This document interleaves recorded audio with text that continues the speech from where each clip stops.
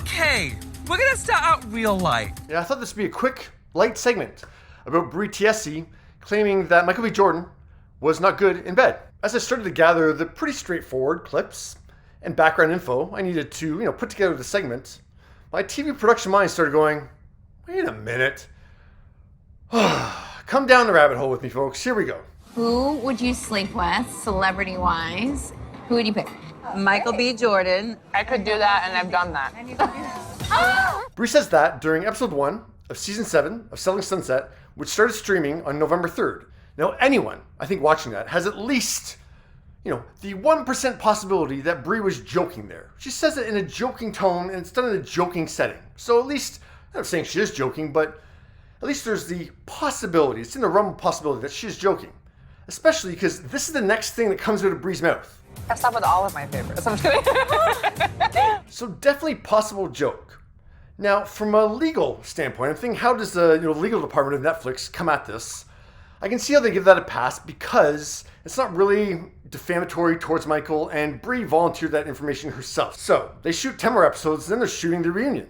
It's time for you all to tell the truth. Brie is strapped to a lie detector test, and host Tan France sets the segment up like this. These questions have come through social media, and we want to really figure out what the audience wants to know and if you were actually telling the truth. That's a lie. These questions did not come from social media because look at this article that was posted on November 2nd on people.com.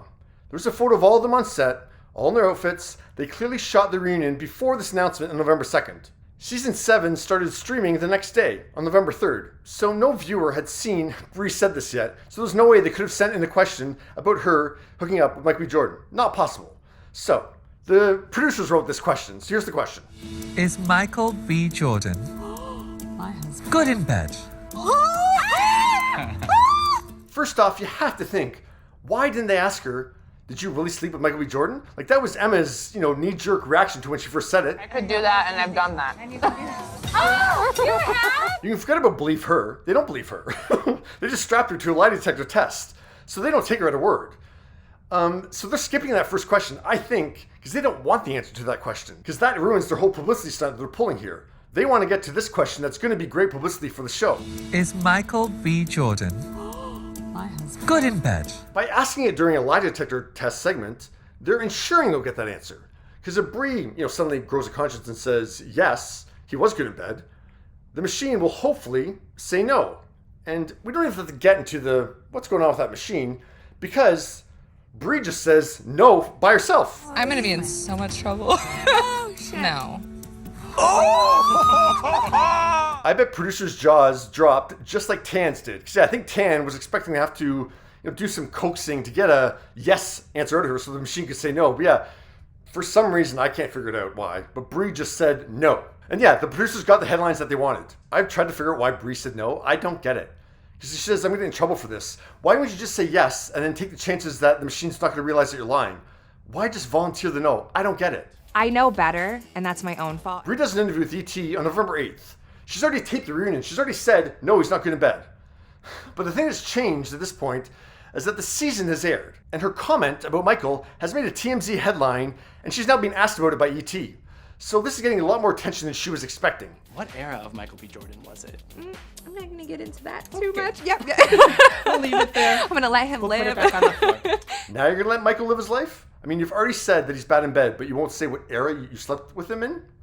Like, that tells me you don't want to get into details about this thing because you ain't got the details. We were all having girl talk, and we were sitting, but they were resetting the cameras. I know TV production.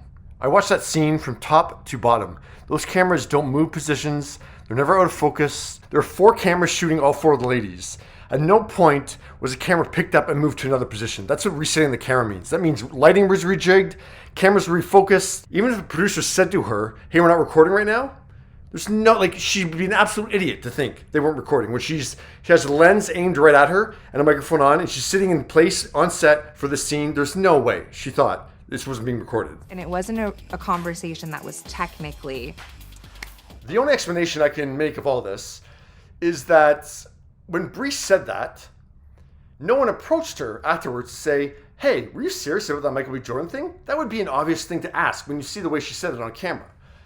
And if someone came up to her and said that to her, she automatically knows that, oh, that was either recorded on camera or that was made note of. So she would say either, yes, that is true, but I didn't want that out there. No, that was private information. I was just saying that off the cuff to the girls. Or, no, I was joking. That was no way me trying to be like, oh, you know, I did X, Y, and Z. So she's trying to downplay this whole instance. Like, she can't say I never said it because it's right on camera. She can say I didn't think it was going to be on camera, recorded on camera.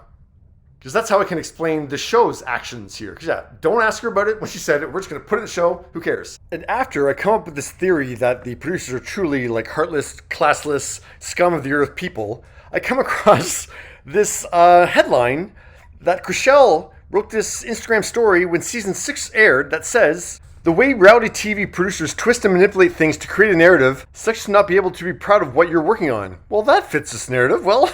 But yeah, what are your thoughts on this whole Selling Sunset Michael B. Jordan situation? Remember, we want to make a good show and you guys are entertained. I can't explain it. So you have all the pieces. Go ahead. Go for it. Also, like, that wasn't my intention.